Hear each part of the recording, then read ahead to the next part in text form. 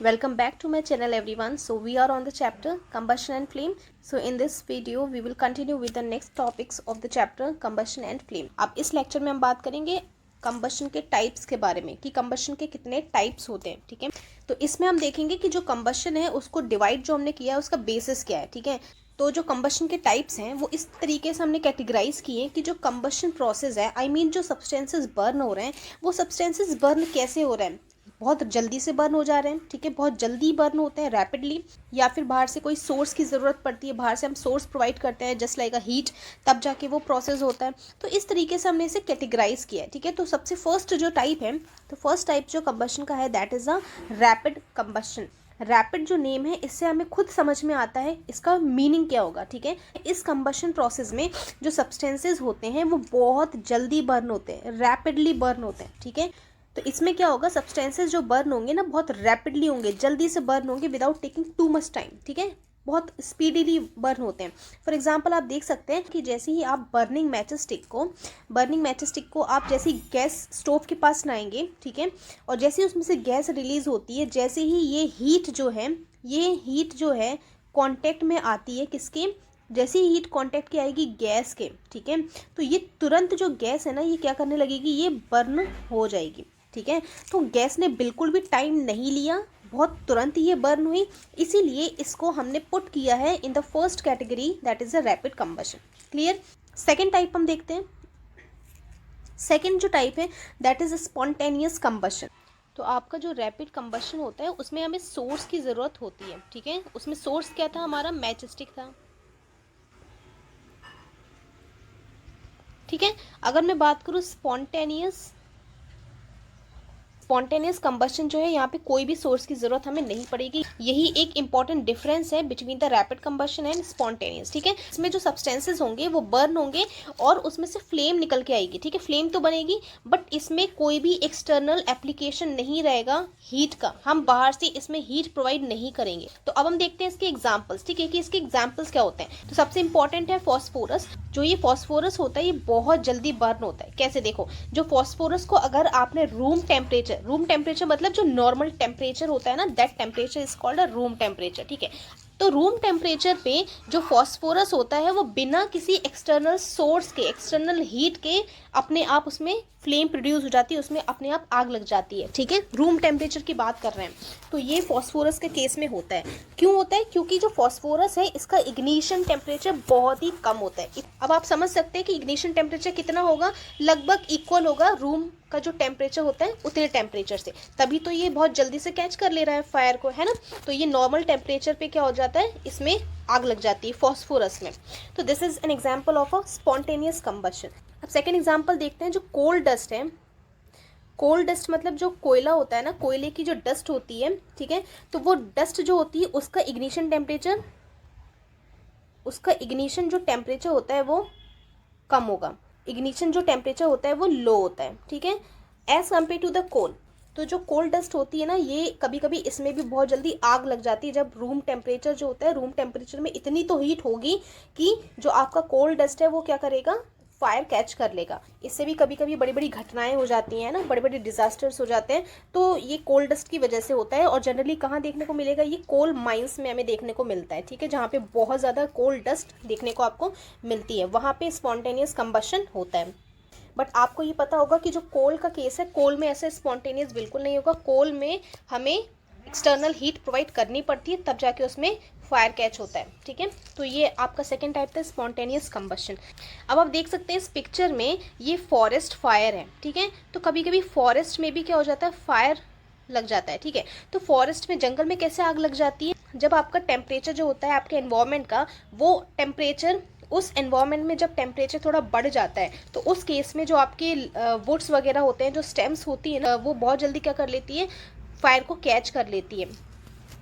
तो जंगलों में क्या होता है कि जो वुड वगैरह होती है, पतली पतली स्टेम्स होती हैं, लकड़ियाँ होती हैं, वो नॉर्मल टेम्परेचर पे, नॉर्मली ये समर्स में देखने को होगा, क्योंकि समर्स में क्या होता है, समर्स में जो टेम्परेचर होता है ऑलरेडी बहुत ज़्यादा होता है। ठीक है, तो इस केस में जंगल में भी आग लग जाती है। और ये भी हम बोल सकते हैं कि यस, ये भी एक एग्जाम्पल हो सकता है आपका स्पॉन्टेनियस कंबशन का। ठीक है, क्योंकि अपने आप आग लगती है, कोई वहाँ पे जंगल में जाके आग लगाता नहीं है। ठीक है, तो इस केस में भी ये स्पॉन्टेनियस कंबशन का एग्जाम्पल माना जाता है। अब हम देखते हैं थर्ड टाइप का combustion, that is explosion combustion. ठीक है, तो नाम से ही आपको समझ में आ रहा है एक्सप्लोजन, एक्सप्लोड कर हो रहा है। ठीक है, मतलब जो भी मटेरियल है इसमें वो एक्सप्लोड हो रहा है। ठीक है, जब एक्सप्लोजन होता है तो ऑब्वियसली वो रिएक्शन बहुत सडन होता है, इंस्टेंट रिएक्शन होता है। सडन मतलब बहुत जल्दी से, तेजी से बहुत रिएक्शन होता है इसमें। ठीक है, जिसकी वजह से क्या होता है, एक्सप्लोजन कॉज होता है।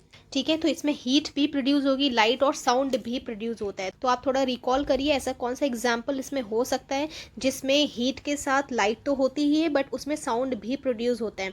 ठीक है, तो सबसे बेस्ट एग्जाम्पल इसका क्या रहेगा, इसका बेस्ट एग्जाम्पल है क्रैकर्स। जो क्रैकर्स बर्न जब होते हैं तो आपने देखा होगा हीट, लाइट एंड साउंड इसमें प्रोड्यूस होता है। ठीक है, तो एक्सप्लोजन जो है, एक्सप्लोजन में क्या हो रहा है, सडन रिएक्शन हो रहा है और वो सडन रिएक्शन की वजह से heat, light and sound, Tej sound इसमें प्रोड्यूस होता है और इसमें ज़्यादा से ज़्यादा अमाउंट की गैस भी रिलीज आउट होती है। ठीक है, गैसेज रिलीज आउट होती है after the burning of a particular substance. ठीक है, अब एग्जाम्पल देखते हैं। When a fire cracker is ignited, a sudden reaction take place with the evolution of heat, light, sound with a large amount of gas। जो आपका rapid combustion है और आपका एक्सप्लोजन है। ठीक है, ये दोनों ऐसे टाइप्स हैं आपके कंबशन के जिसमें क्या लग रहा है, जिसमें आपका एक्सटर्नल हीट लग रही है। ठीक है, ये दोनों में क्या लग रहा है, एक्सटर्नल हीट इसमें हम देंगे,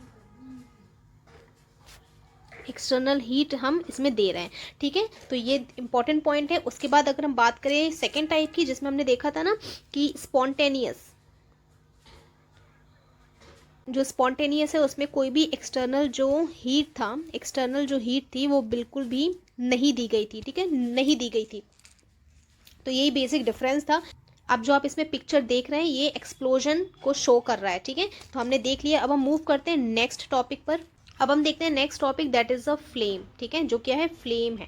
ठीक है, तो फ्लेम मतलब क्या होता है, फ्लेम मतलब लॉ। अब देखो ये हमेशा ज़रूरी नहीं है कि हर एक जो सब्सटेंस रहेगा, हर एक जो सब्सटेंस होगा वो बर्निंग के बाद क्या प्रोड्यूस करेगा, वो फ्लेम फॉर्म करेगा। ये बिल्कुल भी नेसेसरी नहीं है। ठीक है, ऐसा बिल्कुल हम नहीं बोलेंगे कि हर सब्सटेंसेस क्या करते हैं, वो फ्लेम फॉर्म करेंगे, नहीं, ऐसा नहीं है। ठीक है, तो क्या पॉइंट है, कुछ सब्सटेंसेस फ्लेम फॉर्म करते भी हैं और कुछ सब्सटेंस जो होते हैं फ्लेम फॉर्म नहीं करते हैं, जो पॉइंट हम इसके बाद देखेंगे। ठीक है, तो सबसे पहले हम समझेंगे फ्लेम है क्या। ठीक है, आपके पास एक कैंडल है। ठीक है, ये मान लो आपकी कैंडल है,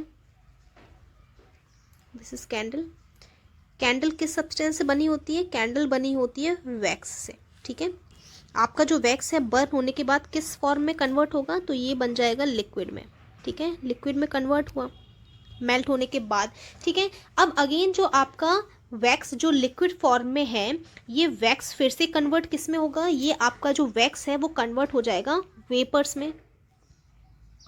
ठीक है, वेपर्स में कन्वर्ट होगा। अब जब ये वेपर्स ऊपर उठेंगी, कहने का मतलब, पिक्चर देखो आप ध्यान से, अभी ये कैंडल थी, ये बर्न हुई, ये बर्न हुई। ठीक है, और यहाँ पे क्या हुआ, जो आपका कैंडल यहाँ पे मेल्ट हुआ, ये कैंडल मेल्ट होने के बाद क्या बनाया, इसने वेपर्स बनाई। ठीक है, वेपर्स में कन्वर्ट हुआ। तो जो आप ये पिक्चर में देख रहे हैं डॉटेड स्ट्रक्चर्स जो हैं, ये क्या है, ये वेपर्स हैं। तो आपकी वेपर्स यहाँ क्या करेगी, आपकी जो वेपर्स है ना, ये आपकी वेपर्स बर्न होगी। ठीक है, जब आपकी वैक्स वेपर्स बर्न होती हैं तभी ये क्या बनाती हैं, तभी ये फॉर्म करती हैं फ्लेम को। क्लियर, तो जो आपके वेपर्स हैं यहाँ पे, जो वैक्स की पर्टिकुलर जो वेपर्स हैं, ये वेपर्स क्या है, ये गैसियस फॉर्म है। ठीक है, ये कैसी फॉर्म में है, ये गैस फॉर्म में है। तो आपकी जो वेपर्स है ना, वैक्स की वेपर्स, ये जब बर्न हुई हीट के प्रेजेंस में, ठीक है, तब क्या हुआ, आपकी फ्लेम फॉर्म हुई। तब क्या फॉर्म हुई, आपकी ये फ्लेम जो बन रही है ये फॉर्म हुई। तो समझ में आई आपको बात, आपकी जो फ्लेम क्या है, तो जो आपकी फ्लेम है, जब कोई भी सब्सटेंस बर्न होगा तो उस समय हॉट, ये हॉट है, बहुत ज़्यादा गर्म होती है। ठीक है, और ल्यूमिनस होती है, चमकदार रहेगी फ्लेम। आप देख सकते हो इस पिक्चर में भी, आपको चमकदार दिख रही है इस पिक्चर में भी। ठीक है, और ये क्या है, ये गैसियस फॉर्म है, तो इसलिए इसे बोला गया है, जो फ्लेम है it's a hot luminous gas जो इमर्ज हो रही है, जो निकल के आ रही है आपके सब्सटेंस से after the burning of that substance. इसी को हम बोलते हैं फ्लेम। ठीक है।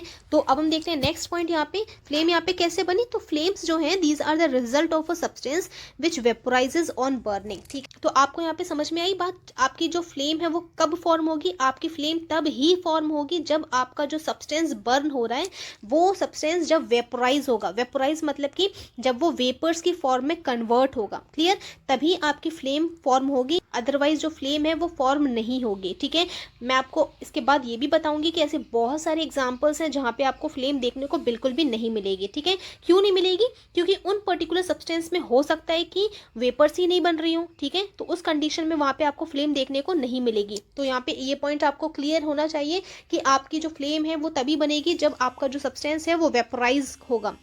वेपोराइज मतलब कि वो वेपर में कन्वर्ट होगा, ठीक है, या फिर गैसियस फॉर्म में कन्वर्ट होगा। तो यहाँ पे अब हम देखते हैं कुछ एग्जांपल्स कि कौन सब्सटेंसेस आपके जो फ्लेम फॉर्म करेंगे। ठीक है, यहाँ से हमेशा क्वेश्चंस आते हैं, तो आप यहाँ पे थोड़ा ध्यान दीजिएगा। ठीक है, तो जो केरोसिन ऑयल है, तो ऑयल जो है आपने देखा होगा जब भी ऑयल बर्न होता है तो हमेशा उसमें क्या फॉर्म होती है, उसमें हमेशा ऑयल की वेपर्स फॉर्म होती हैं। ठीक है, तो ऑयल की वेपर्स बनेंगी तो डेफिनेटली यहाँ पे क्या प्रोड्यूस होगी, यहाँ पे फ्लेम आपकी प्रोड्यूस की जाएगी बाय द केरोसिन ऑयल। ठीक है, सेकंड एग्जांपल आपका वैक्स है। तो वैक्स का एग्जांपल मैंने अभी आपको बताया कि कैंडल में आपने लौ बनते हुए देखी होगी, तो आपकी वो इसीलिए बन रही है क्योंकि वहाँ पे जो वैक्स आपका सॉलिड फॉर्म है वो पहले तो लिक्विड में कन्वर्ट होता है, फिर वो लिक्विड से वहाँ पे गैसियस फॉर्म में कन्वर्ट होता है, मतलब कि वहाँ पे वैक्स की वेपर्स बनती हैं। ठीक है, तो यहाँ पे भी आपकी फ्लेम डेफिनेटली प्रोड्यूस होगी।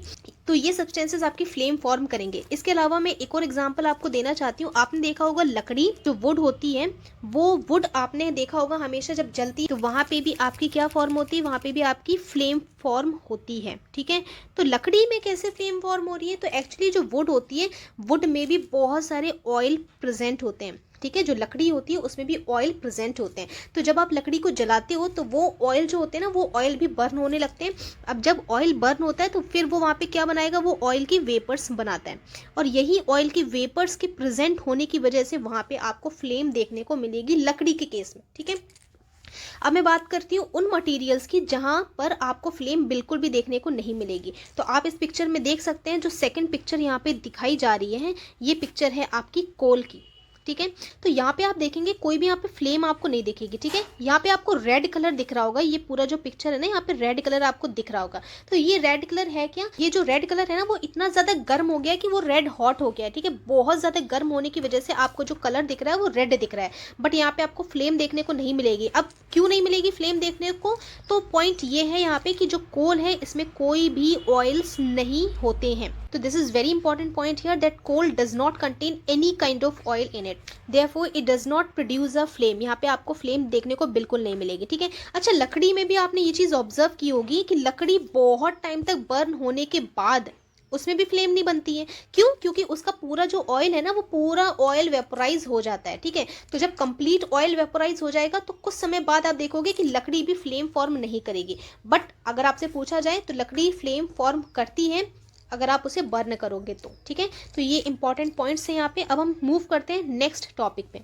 चलिए, एक क्वेश्चन इंपॉर्टेंट यहाँ पे पूछा गया है कि वाई फ्लेम इज प्रोड्यूस्ड। तो मैं आपको इससे पहले बता चुकी हूँ ये पॉइंट कि जो सब्सटेंसेस जब वेपोराइज होते हैं, जब वो वेपर्स में कन्वर्ट होते हैं, तो उस समय क्या होता है, वेपर्स जो होती हैं वो बर्न होती हैं, और वेपर्स के बर्न होने की वजह से ही क्या प्रोड्यूस होती है, वहाँ पे फ्लेम फॉर्म होती है। ठीक है, तो यहाँ पे कुछ पिक्चर्स गिवन है कि इस पिक्चर्स में हम देखेंगे कि सभी फ्लेम फॉर्म करती हैं या नहीं करती हैं। ठीक है, सब्सटेंसेस।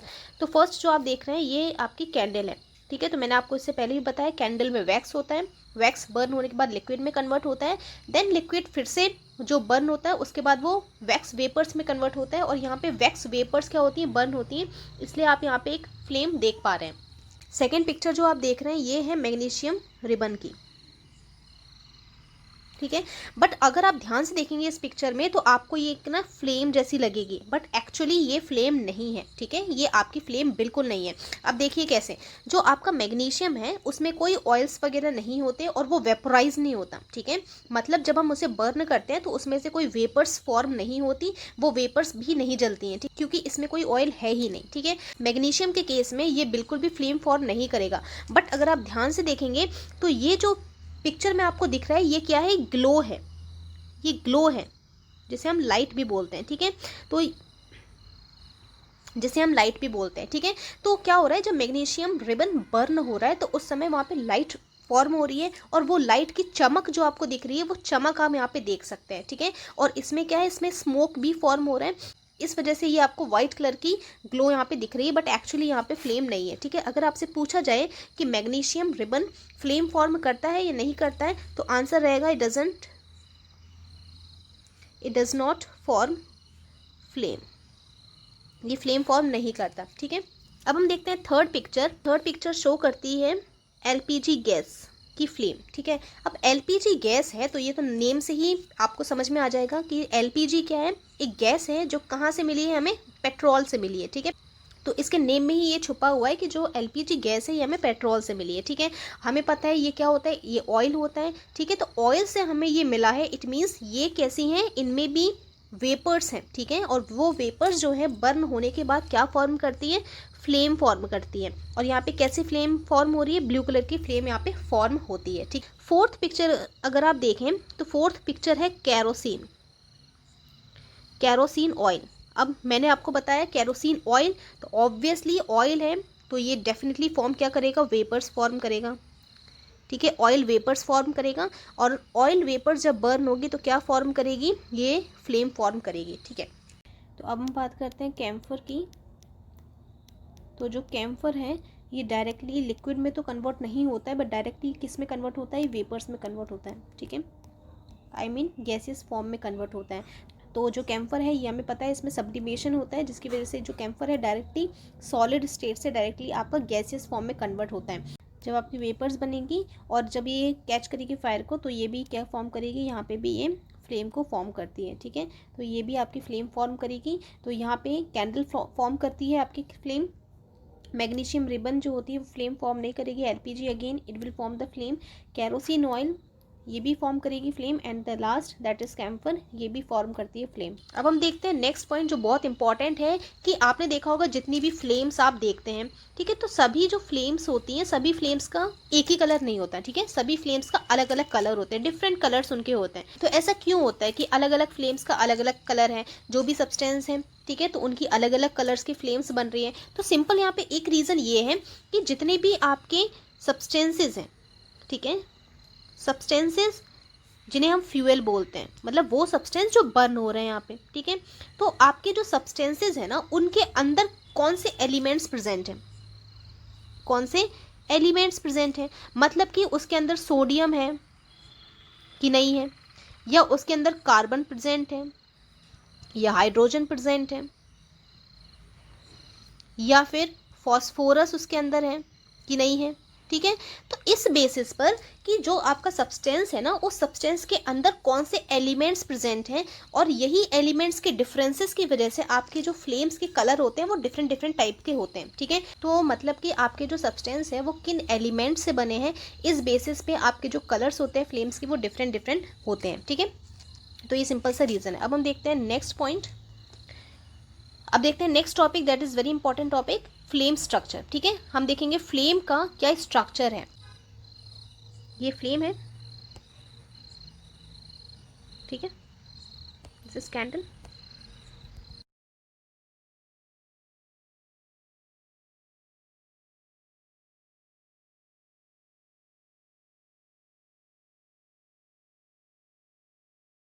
ठीक है।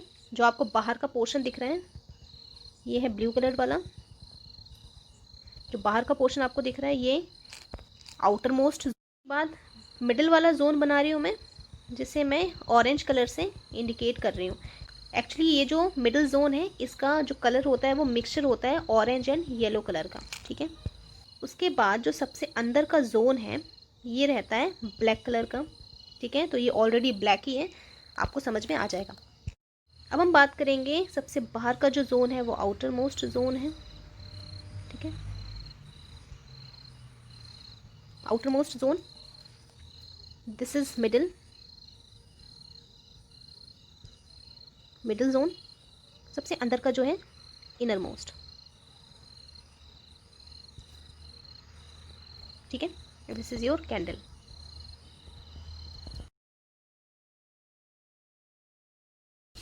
तो अब हम देखते हैं जो आउटर मोस्ट जोन है इसका जो कलर होता है वो ब्लू, इसका जो कलर है ये ब्लू कलर रहेगा। इसका भी एक प्रॉपर रीज़न है, इसका भी एक रीज़न होता है कि ये ब्लू कलर क्यों होता है, ठीक है। तो मैं आपको बताती हूँ। का जो कलर है वो ब्लू इसलिए क्योंकि यहाँ पे क्या होता है, यहाँ पे कंप्लीट कंबशन हो रहा है, ठीक है। क्या हो रहा है, यहाँ पे कंप्लीट कंबशन हो रहा है।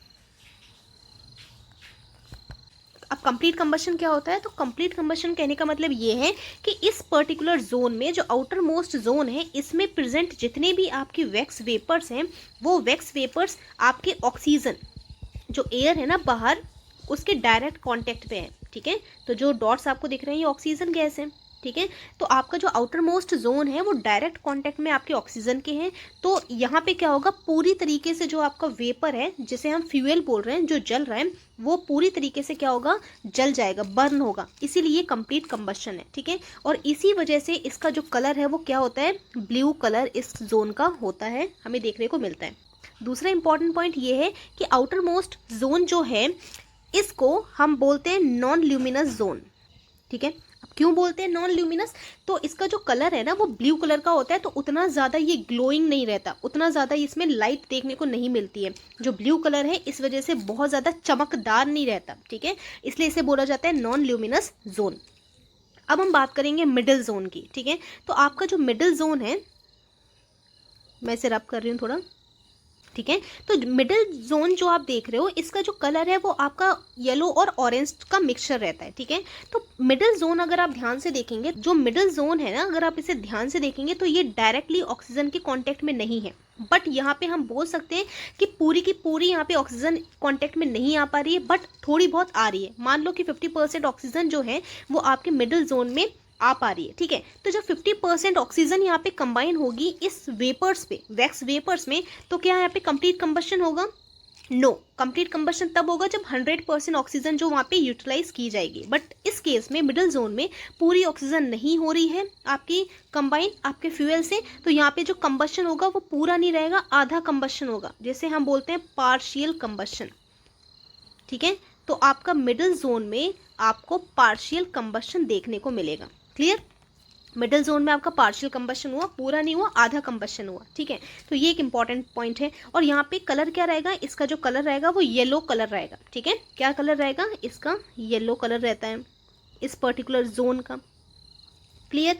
इसके बाद जो आपका मिडिल जोन है, येलो कलर होने की वजह से ये चमकदार लगता है, आपको अलग से ही दिखेगा येलो, इसलिए ये कैसा जोन है, दिस इज ल्यूमिनस जोन।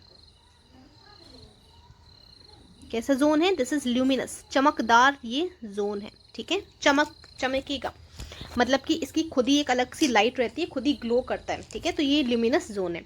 उसके बाद हम देखेंगे थर्ड जो आपका जोन है, दैट इज इनर जोन, ठीक है। इनर मोस्ट जोन आपका है। अब जो आपका थर्ड जोन है ना, इस जोन में आपकी ऑक्सीजन तो बिल्कुल भी नहीं आ पा रही है, ठीक है।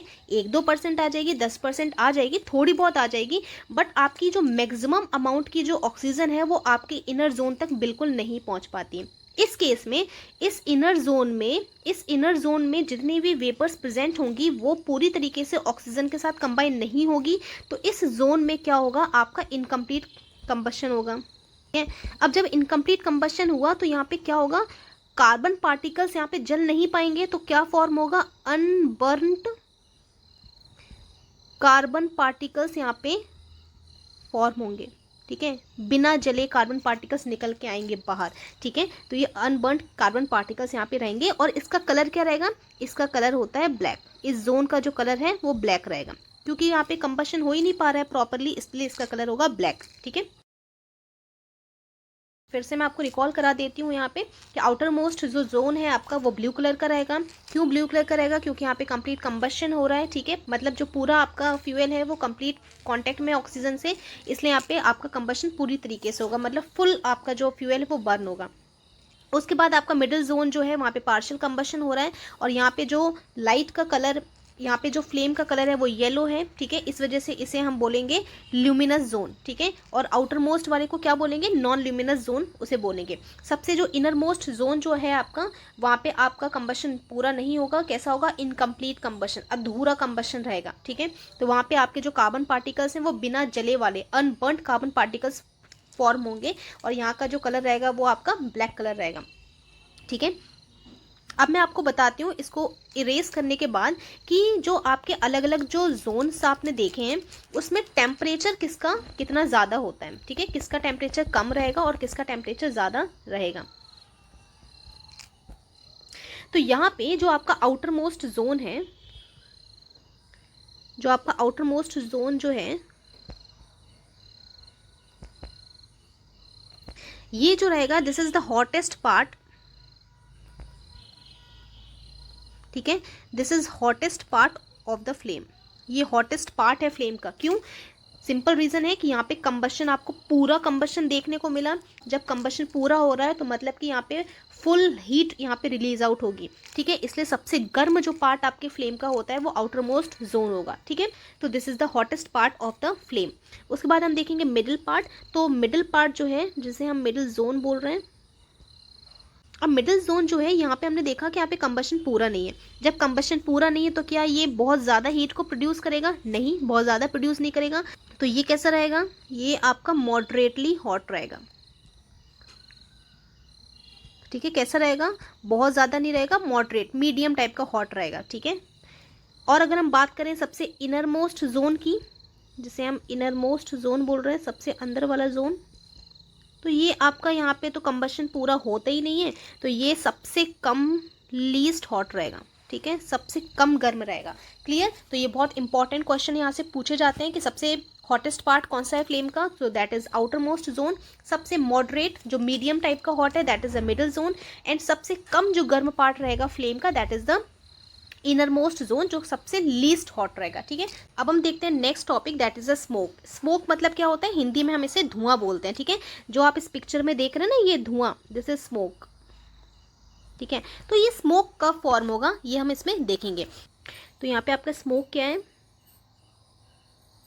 जो स्मोक, जो धुआं है वो एक्चुअली सॉलिड अनबर्nt, अनबर्nt मतलब कि बिना जले हुए, ठीक है, अनबर्nt कार्बन पार्टिकल्स हैं। जब ये कार्बन पार्टिकल्स एयर में आते हैं, एयर में डिस्पर्स होते हैं, फैल जाते हैं, तब ये किसका रूप ले लेते हैं? तब ये फॉर्म करते हैं स्मोक। तब ये क्या बनाते हैं? स्मोक फॉर्म करते हैं, ठीक है। तो स्मोक क्या है? स्मोक जो आपका सॉलिड अनबर्nt कार्बन पार्टिकल्स हैं जो आपके एयर में डिस्पर्स रहते हैं, आपके एयर में प्रेजेंट रहते हैं, ठीक है। अब हम देखेंगे जो स्मोक होता है, इस स्मोक का जो कलर है वो कैसा रहता है? इस स्मोक का जो कलर है वो ब्लैक रहता है। तो कलर क्यों है इसका ब्लैक? क्योंकि जो आपका स्मोक है ना, इसका कलर ब्लैक इसलिए क्योंकि इसमें जो कार्बन पार्टिकल्स प्रेजेंट हैं वो कार्बन पार्टिकल्स पूरी तरीके से जल नहीं पाए, ठीक है, कार्बन पार्टिकल्स जल नहीं पाए हैं, तो इस वजह से वो क्या है? अनबर्nt है, ठीक है, बिना जले हुए हैं, ठीक है। तो इस वजह से जो कार्बन पार्टिकल्स, मतलब कि जो कार्बन पार्टिकल्स हैं वहाँ पे जल नहीं पाए, और यही पार्टिकल्स क्या होते हैं? बिना जले हुए जो पार्टिकल्स हैं वो आपके प्रेजेंट होते हैं आपके स्मोक में, जिसकी वजह से आपका जो स्मोक का कलर होता है वो ब्लैक कलर का होता है, ठीक है। और एक और इम्पॉर्टेंट पॉइंट मैं आपको बताना चाहती हूँ कि इस पिक्चर में जो आप देख रहे हैं स्मोक, ये स्मोक तब भी फॉर्म होता है जब आपकी ऑक्सीजन नहीं प्रेजेंट होगी, मतलब आपका जब इनकम्प्लीट कंबशन होगा, ठीक है। तो इनकम्प्लीट कंबशन के केस में हमेशा आपका धुआं फॉर्म होता है, ठीक है। इनकम्प्लीट कंबशन में हमेशा स्मोक का फॉर्मेशन होगा, और कंप्लीट कंबशन जब जब होगा तब तब आपका स्मोक कभी भी फॉर्म नहीं होगा, ठीक है। तो ये कुछ इंपॉर्टेंट पॉइंट था। अब हम मूव करते हैं नेक्स्ट पॉइंट पे। तो यहाँ पे एक बहुत इंपॉर्टेंट क्वेश्चन पूछा गया है, why do gold Smith blow at the outer most zone of a flame for melting gold and silver. तो ये बहुत इंपॉर्टेंट क्वेश्चन है। कभी भी आपने अगर देखा हो तो गोल्ड स्मिथ क्या करते हैं, जब वो मेल्ट करते हैं गोल्ड या सिल्वर को कुछ भी आर्टिकल्स बनाने के लिए, तब वो क्या करेंगे? हमेशा आउटर मोस्ट जोन को यूज़ करते हैं, मतलब जो आपकी फ्लेम है, ठीक है, उस फ्लेम का जो आउटर मोस्ट जोन है उसे यूज़ करते हैं। अगर आप ध्यान से इस पिक्चर में देखेंगे तो ये आपको फ्लेम दिख रही है, ये फ्लेम का जो बाहर का जो पार्ट है वो ब्लू कलर का दिख रहा है, तो ये कौन सा पार्ट है? ये आउटर पार्ट है, ठीक है। इसे क्यों यूज़ कर रहे हैं आपके गोल्ड स्मिथ, ठीक है, किस लिए कर रहे हैं? ताकि आपका जो गोल्ड एंड सिल्वर है वो मेल्ट हो जाए। तो वो इसलिए यूज़ कर रहे हैं क्योंकि आउटर मोस्ट जोन, मैंने आपको इससे पहले बताया था, जिसका कलर ब्लू है, ये कैसा होता है? This is the hottest part, सबसे गर्म पार्ट रहेगा ये आपकी फ्लेम का। अब सबसे ज़्यादा गर्म रहेगा, इट मीन्स मतलब कि आपके जो गोल्ड एंड सिल्वर है इनको ईजिली क्या कर पाएगा, मेल्ट कर पाएगा, ठीक है। इसका टेम्परेचर बहुत हाई होता है। तो आप देख सकते हैं यहाँ पे जो गोल्ड स्मिथ है ना, हमेशा आउटर मोस्ट जोन को ही ब्लो करते हैं। ब्लो करने का मतलब कि एयर उसमें डालते हैं। क्यों डाला, क्योंकि इस जोन में जो भी आपकी गैस प्रेजेंट होगी, जो फ्यूल है आपका, वो कंप्लीट ऑक्सीजन को क्या कर पाएगा, कंज्यूम करेगा, और यहाँ पे ज़्यादा से ज़्यादा अमाउंट में क्या करेगा, हीट फॉर्म करेगा, और उस हीट से क्या कर पाएंगे, हम इजीली हमारे गोल्ड एंड मेटल्स को मेल्ट कर पाएंगे। इसीलिए हमेशा गोल्ड स्मिथ जो होते हैं वो ब्लू वाला जो जोन है, मीन्स आउटर मोस्ट जोन जो है उसे यूज़ करते हैं, ठीक है। तो ये कुछ इंपॉर्टेंट फैक्ट था। तो अब हम देखते हैं next topic, that is a fuel, कि फ्यूल जो होता है उसकी क्या क्या कैरेक्टरिस्टिक्स होती हैं। तो सबसे पहले हमें ये चीज़ पता है, हमने बार बार ये चीज़ देख ली है कि फ्यूल क्या है।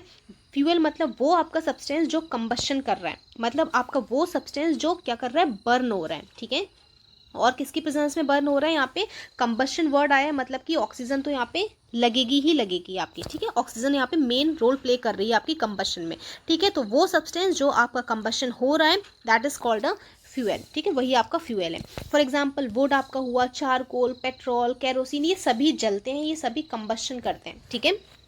इसलिए इन्हें क्या बोला जाता है, फ्यूल इन्हें बोला जाता है। अब हम देखते हैं कि फ्यूल जो होती है इसकी क्या कैरेक्टरिस्टिक्स हैं। देखो गुड कैरेक्टरिस्टिक्स क्या है, कहने का मतलब आपका जो फ्यूल है, हम देखो फ्यूल जो होते हैं वो तो बहुत ज़्यादा अमाउंट में प्रेजेंट है, अलग अलग टाइप की वेराइटीज़ आपके फ्यूल्स की हैं। बट हम कैसे बोल सकते हैं कि ये हमारा जो फ्यूल है ये गुड फ्यूल है, ये अच्छा वाला फ्यूल है। कहने का मतलब कि क्या क्या ऐसे कैरेक्टरिस्टिक्स हैं जिससे हम ये पता कर सकते हैं कि ये पर्टिकुलर जो फ्यूल है आपका ये गुड क्वालिटी का फ्यूल है, ठीक है। तो कुछ पॉइंट्स यहाँ पे हम देखते हैं। तो फर्स्ट जो पॉइंट है that is it should easily be available, मतलब कि जो आप फ्यूल यूज़ कर रहे हो ये फ्यूल आपका गुड फ्यूल तब रहेगा जब ये आपको ईजिली अवेलेबल रहे, आपको आसानी से मिल सके, ठीक है।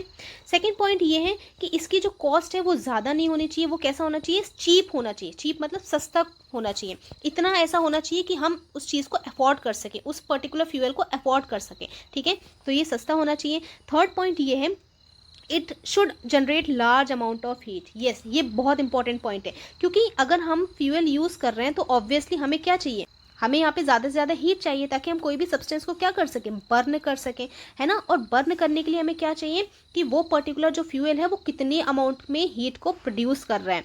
So this is also an important point here.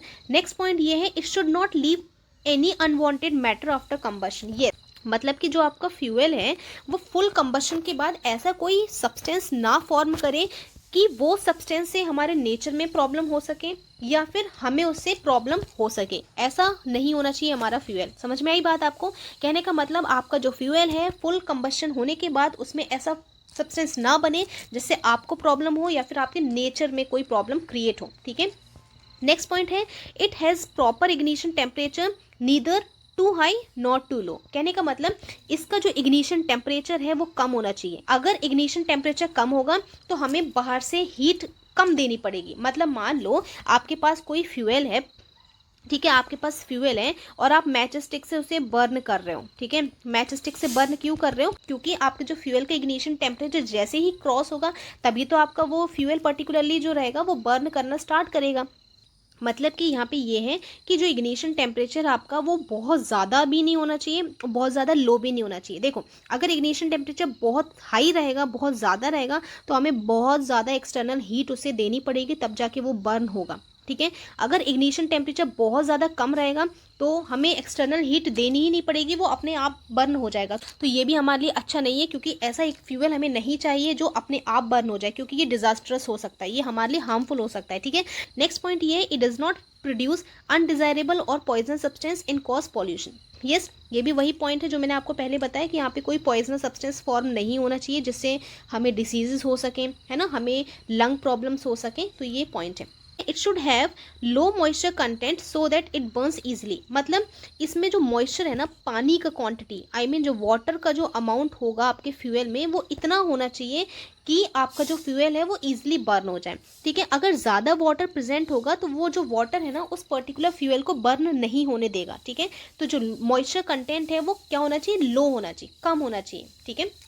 तो ये कुछ कैरेक्टरिस्टिक्स हैं आपकी गुड फ्यूल के। अगर आपका फ्यूल ये सभी कैरेक्टरिस्टिक्स फॉलो करता है तो आपका जो फ्यूल रहेगा वो आपका गुड क्वालिटी का फ्यूल माना जाएगा।